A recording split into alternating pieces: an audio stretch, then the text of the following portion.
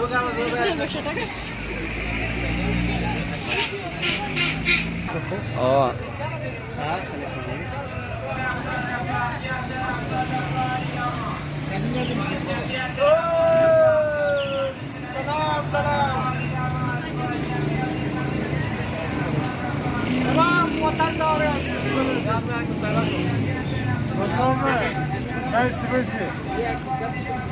سلام علیکم. سلام چی حال داری بیادر جان؟ خوب است؟ صحتتان خوب؟ خیرتی است؟ شکر زنده باشه. اسم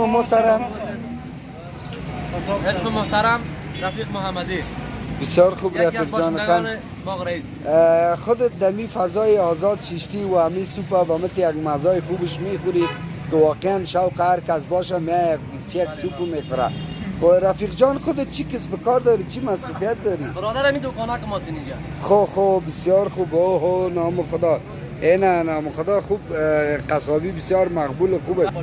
خب رفیق جان قن اینا بر ما بگو که اوضاع کاروبار چطور است؟ چیزی کاروبار چالش داره والا خوب نداره؟ است. بیکاری که خوب است. حداقل مصروف خاصی نمیشه. بسیار خوب. این سوپم که بسیار ما به مزه میخوریم بازاریابی است. خب بسیار خوب. به خاطر رفیقت بازاریابی میکنی؟ بله. بسیار خوب. شرایط کار نمیشه. رفیق جان قن یک سوال کنم از خودت. بفرما. رفیق جان قن یک مرغ که شما میخرین بله. چند کیلو پس از او میکشین شما؟ از یک مرغ چند کیلو میباشه؟ زایات شده اگه با یک زایات. جمله زایات کلش حال یک مرغ چند کیلو گوشت میدهد؟ 300 گرم. 300 گرم. بله. یک کیلو 300 گرم. نه یک مرغ چند کیلو میباشه؟ 1.5 کیلو. 1.5 کیلو. بله. خب بسیار 1200 گرم گوشت خالص میکشه. 1200 گرم. مرغ هم خوب مرغ است. بسیار تایت مرغ است. بسیار جاندار مرغ است. یک گفتنی خب رفیق جان خان بازیر دانه چند میفروشی خودت؟ این دانه 280 روپیه. 280 روپیه.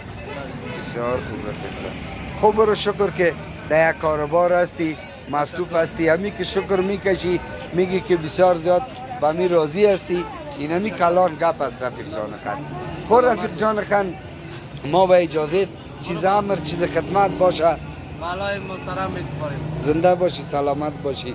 چی گفتنی داری به ملتتان؟ با وطندارای ما گفتنیم همی است که امسال نرن ایران باز بسال که ما یک جای برن. بسال؟ بله. تام بسال میری بخیر ایران؟ اوه بسیار خوب. یعنی خوب دل سرد شدی دیگه؟ خیلی. آه. چرا امسال نمیری؟